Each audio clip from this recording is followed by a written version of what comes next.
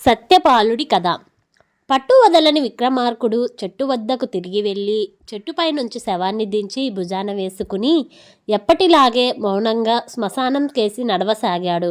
అప్పుడు శవంలోని బేతాళుడు, రాజా, ఈ రాత్రివేళ భీతి గొలిపే శ్మశానంలో నువ్వు ప్రదర్శిస్తున్న పట్టుదల, శ్రమకు ఓర్చుకోగల శక్తి చూస్తుంటే నాకు ఆశ్చర్యం కలుగుతున్నది. దేశ పాలకులైన రాజుల్లో ఇలాంటి గుణగణాలు సర్వసాధారణం కాకపోయినా అపూర్వం మాత్రం కాదు. దేశాన్ని సమర్థవంతంగా పాలించి ప్రశాంత వాతావరణంలో దాన్ని వారసుల వరం చేయాలంటే అందుకు కేవలం పట్టుదల, ధైర్య సాహసాలు మాత్రమే సరిపోవు. ఎంతో నిలకడగల రాజనీతి, చతురత అవసరం. రాజు కావలసిన అన్ని మంచి లక్షణాలుండి నిలకడగల రాజనీతి, చతురత్వం లోపించిన సత్యపాలుడి కథ చెప్తాను. శ్రమ తెలియకుండా విను అంటూ ఇలా చెప్పసాగాడు. పూర్వం చందన దేశాన్ని పాలించే చంద్రపాలుడు హఠాత్తుగా మరణించడంతో ఆయన ఏకైక పుత్రుడు సత్యపాలుడు రాజయ్యాడు. చేతుల్లో వదిలేసి విలాస జీవితం సాగించాడు. అవకాశం అవినీతిని సృష్టిస్తుందన్న దానికి సాక్ష్యంగా అధికారులలో లంచగొండితనం, మోసబుద్ధి ప్రబలినాయి. దేశపు అంతరంగిక పరిస్థితులు ఇలా ఉండగా విదేశాల నుంచి కూడా చందన దేశానికి సమస్యల ఎదురు కాసాగాయి. చందనకు తూర్పు దిక్కున చందన దేశాన్న ఆనుకుని ఒక బిల్ల దేశం ఉన్నది. తరతరాలుగా అది చందనకు సామంత దేశం. ఆ దేశాన్ని ప్రస్తుతం పాలిస్తున్న జయసేనుడు స్వతంత్రం కోసం ప్రయత్నిస్తున్నాడని వేగులు వార్త తీసుకుని వచ్చారు. ఇక తూర్పు దిక్కున బిల్ల దేశాన్ని ఆనుకుని మహిర దేశం ఉన్నది. మిహిరను పాలిస్తున్న ప్రచండవర్మ చందన దేశంలోని అరాజక పరిస్థితులను అవకాశంగా తీసుకుని దేశాన్ని కబలించాలనే ఆలోచనలో ఉన్నట్లు ఆ వేగులే నమ్మకమైన వార్తలు తెచ్చారు. ఇన్ని చిక్కుముడుల మధ్య సింహాసనాన్ని అధిష్ఠించిన సత్యపాలుడు ఒకనాడు మహామంత్రి కేవల భట్టుతో మంత్రాంగం సాగించబోయాడు. మహారాజా, అంతరంగిక సమస్యల కంటే విదేశ సమస్యలకే మనం అధిక ప్రాధాన్యత ఇవ్వాలి. అలా కానప్పుడు మనకు రాజ్యమే మిగలదు. ఇన్ని సమస్యలన్నీ చిటికెలో పరిష్కారం అవ్వాలంటే ఒకే ఒక ఉపాయం ఉన్నది అన్నాడు కేవల భట్టు. ఏమిటది అన్నాడు సత్యపాలుడు కుతూహలంగా. మిహిరాధీశుడికి ఒక్క ఆడపిల్ల మాత్రమే సంతానం. ఆమెను మీరు వివాహం ఆడినట్లయితే చిక్కులన్నీ ఇట్టే విడిపోతాయి. పెరిగిన మన బలం చూసి బిల్ల జయసేనుడు స్వతంత్రించడానికి సాహసించాడు సరికదా. అవసరం అనుకుంటే మనమే అతన్ని మట్టుబెట్టి ఆ దేశాన్ని కూడా మన రాజ్యంలో కలుపుకోగలం అన్నాడు కేవల భట్టు. సత్యపాలుడు ఆశ్చర్యంగా, అదెలా సాధ్యం మహామాత్య? ప్రచండవర్మ వియ్య పుటాలోచనలోనే ఉంటే అసలు యుద్ధ ప్రసక్తే ఉండదు కదా అన్నాడు. కేవల భట్టు క్షణం సంకోచించి, ఆయనలో ఆ ఆలోచన లేని మాట నిజమే మహారాజా, కానీ రాకుమార్తె మధులిక ఆలోచన మాత్రం అదేనని మన వేగులు చెప్పారు. మనకు కూడా అదే ఆలోచన విన్నట్టు అదే వేగులు ద్వారా ఆమెకు తెలియజేస్తే చాలు, అటు నుంచి ఆమె నరుక్కొస్తుంది అన్నాడు. సత్యపాలుడు ఒక్క క్షణం మౌనం వహించి చిరునవ్వుతో, మధులిక ఆలోచనల గురించి మీకు చెప్పిన వేగులు ఆమె అహంకారం గురించి చెప్పలేదా అని ప్రశ్నించాడు. ఆ ప్రశ్నకు మంత్రి కేవల భట్టు తడబడి, ఆ మాట నిజమే మహారాజా, కానీ ఆమె ఇంకా చిన్న పిల్లేగాడా అన్నాడు. ఆ జవాబుకు సత్యపాలుడు చిరునవ్వు నవ్వి అంతటితో మంత్రాంగం ముగించాడు.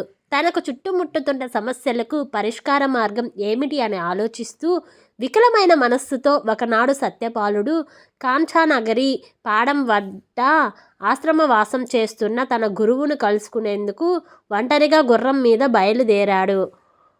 గురుకుల ఆశ్రమం ఇంకా కొద్ది దూరంలో ఉందనగా చిరుతపులి ఒకటి పొదల చాటు నుంచి భీకరంగా గాండ్రిస్తూ సత్యపాలుడి గుర్రం మీదకు దూకింది. గుర్రం బెదిరి సత్యపాలుడు ఎంత ఆపు చెయ్యబోయినా ఆగక వాయువేగంతో పరిగెత్తిన పిమ్మట సమీపం నుంచి ఒక చిత్రమైన ధ్వని వినిపించింది. ఆ ధ్వని వింటూనే గుర్రం శాంతించి ఒక చెట్టు దగ్గర ఆగింది. సత్యపాలుడు ఆ ధ్వనిని గుర్తుపట్టాడు. రెచ్చిపోయిన గుర్రాలను అదుపు చేయడం కోసం నేర్వరులైన బిల్లులు నోటితో చేసే విచిత్ర ధ్వని అది. ఆ సంగతి గ్రహించగానే తను బిల్ల రాజ్యపు పోలి మేరలలో ప్రవేశించానని గ్రహించిన సత్యపాలుడు పరిసరాలను గమనిస్తూ నెమ్మదిగా గుర్రం దిగాడు. ఇంతలో చెట్ల చాటు నుంచి భుజాన విల్లు బాణాలు ధరించిన నూనూగు మీసాల బిల్ల యువకుడొకడు చిరునవ్వుతో సత్యపాలుడిని సమీపించాడు. సత్యపాలుడు అతన్ని పరిశీలనగా చూస్తూ నోటితో ధ్వని చేసి గుర్రాన్ని అదుపు చేసింది నువ్వేనా అని ప్రశ్నించాడు. ఆ యువకుడు అవునన్నట్టు తల ఊపి బొంగురు గొంతుతో మీరీ చాలా అలసిపోయి ఉంటారు. కొద్దిసేపు అలా విశ్రమించండి, ఇప్పుడే వస్తాను అంటూ వెనుదిరిగి చెట్ల మధ్యకు వెళ్ళాడు. ఆ యువకుడి విలక్షణమైన స్వరూపానికి, బొంగురుగా ధ్వనిస్తున్న అతడి కంఠస్వరానికి ఆశ్చర్యపోయిన సత్యపాలుడు ఏదో అనుమానం కలగగా చిరునవ్వు నవ్వుకుంటూ ఒక చెట్టు కింద కూర్చున్నాడు. కొద్దిసేపటికి ఆ యువకుడు ఒక చేతిలో కొన్ని మధుర ఫలాలు, మరొక చేతిలో ఒక తాబేతి కాయల్లో నీళ్లు తీసుకువచ్చి సత్యపాలుడికి అందించాడు. సత్యపాలుడు అవి అందుకుంటూ నన్ను గుర్తుపట్టి నువ్వు చేస్తున్న ఈ పనులకు సంతోషం. నాతో పాటు వచ్చావంటే నా ఆస్థానంలో మంచి పదవి ఇచ్చి రుణం తీర్చుకుంటాను అన్నాడు. ఆ యువకుడు చిన్నగా నవ్వి నేను నా విధి నెరవేర్చాను అంటే అందుకుగాను ఏ ప్రతిఫలము అవసరం లేదు, వస్తాను అంటూ వెళ్ళబోయాడు. వెంటనే సత్యపాలుడు కోపంగా నేను సార్వభౌముడిని, మీది సామంత దేశమని తెలిసి ఈ మాటలు మాట్లాడుతున్నావా అని ప్రశ్నించాడు. యువకుడు ఆగి నన్ను జయసేనుడి కుమార్తె కీర్తిసేనగా గుర్తుపట్టారని నాకు తెలుసు. నన్ను రెచ్చగొట్టి పరీక్షించాలనే అలా అహంకారపూరితంగా మాట్లాడారు అన్నది కీర్తిసేన. ఆ మాటలకు సత్యపాలుడు నవ్వుతూ అర్థమైంది కీర్తిసేన, బొంగురు గొంతు నీకు, అహంకారం నాకు స్వభావాలంకారాలుగా రాణించలేదు అంటూ లేచి నిలబడి ఇక వెళ్ళొస్తాను అన్నాడు. కీర్తిసేన ఒక్క క్షణం తటపటాయించి కొంచెం ఆగండి, ఇలా నా వెంట రండి అంటూ ముందుకు దారి తీసింది. ఇద్దరు కొద్దిసేపు నడిచి బాగా చదును చేసి ఉన్న ఒక ప్రదేశానికి చేరుకున్నారు. అక్కడ నల్లరాతితో చేసిన 6 అడుగుల శక్తి విగ్రహం ఒకటి ఉన్నది.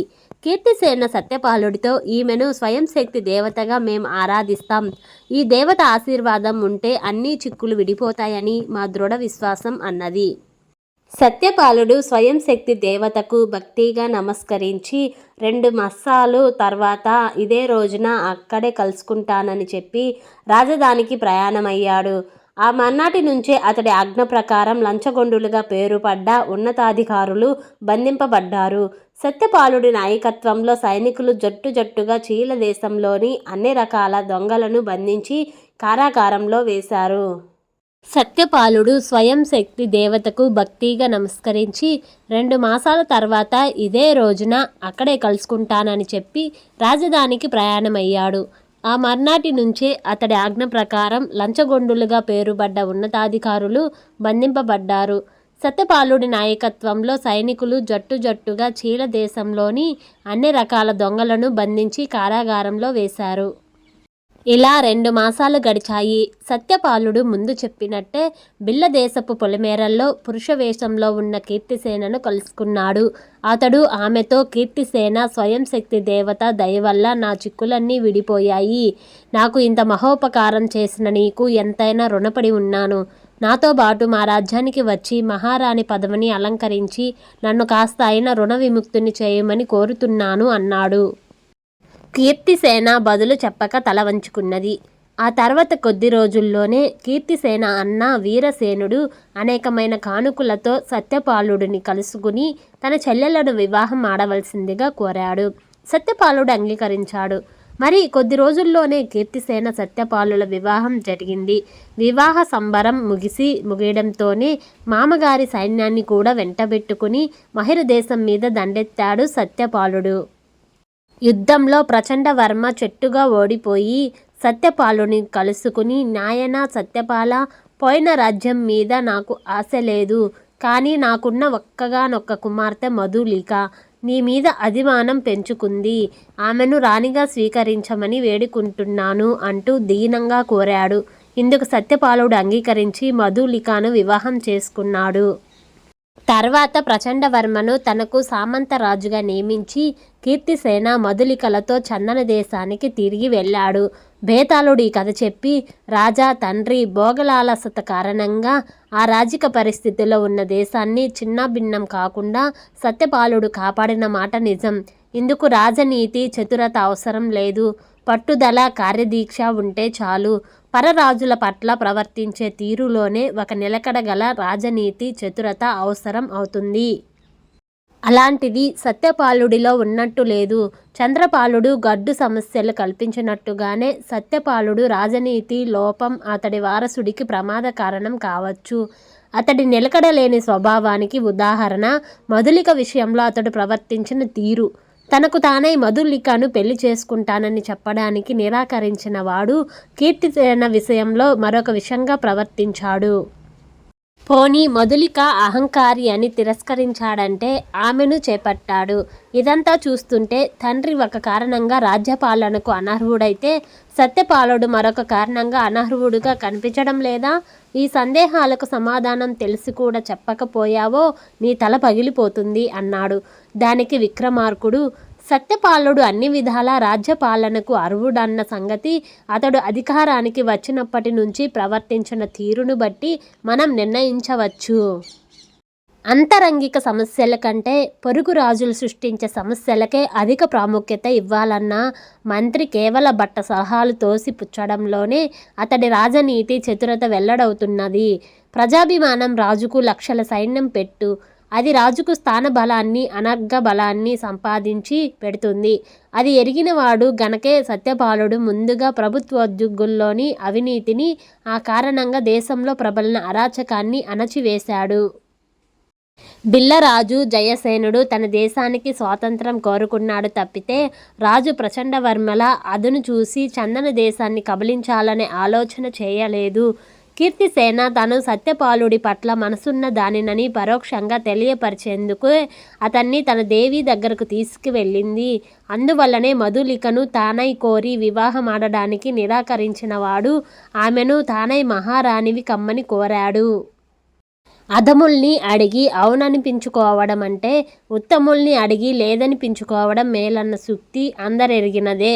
అహంకారి అయిన మధులిక తనకు సత్యపాలుడి మీద అభిమానం ఉన్నా తండ్రి యుద్ధ ప్రయత్నాలను వారించలేదు.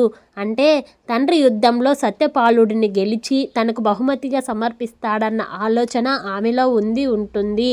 కానీ పరిస్థితుడు మరొకలా పరిణమించడంతో తండ్రి ప్రార్థనాపూర్వకంగా సత్యపాలుడిని కోరడం ద్వారా అతన్ని వివాహమాడవలసి వచ్చింది. సత్యపాలుడు రాజ్యాధికారానికి వచ్చిన నాటి నుంచి జరిగిందంతా పరిశీలించినప్పుడు అతడు గొప్ప రాజనీతిజ్ఞుడే కాక పరిస్థితుల ప్రభావం వల్ల తారుమారయ్యే మానవ సంబంధాలను క్షుణ్ణంగా అర్థం చేసుకుని అందుకు అనుగుణంగా ప్రవర్తించగల వివేకి కూడా అని తెలుస్తున్నది అన్నాడు. రాజుకు ఈ విధంగా మౌనభంగం కలగగానే బేతాళుడు శవంతో సహా మాయమై మళ్ళీ చెట్టెక్కాడు.